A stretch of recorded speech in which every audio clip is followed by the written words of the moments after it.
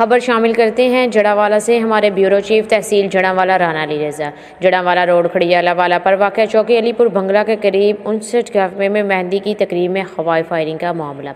RPO के notice पर FIR दर्ज। मुकदमे में मरकजी मुलजम धुल्ले का भाई मुजम्मिल समेत 5 नामजद और 3 नामालूम अफराद शामिल।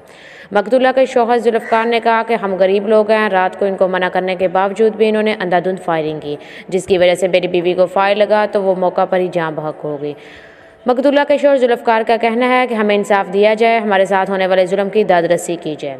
मकतूला के बेटे शाहरोज़ का कहना था मेहंदी की तकरीब में मंजिलों ने चौक में आकर अंधाधुंध फायरिंग की, जिसकी वजह से मेरी वालदा को भी फायर लगा जो मौका पर ही दम तोड़ गई।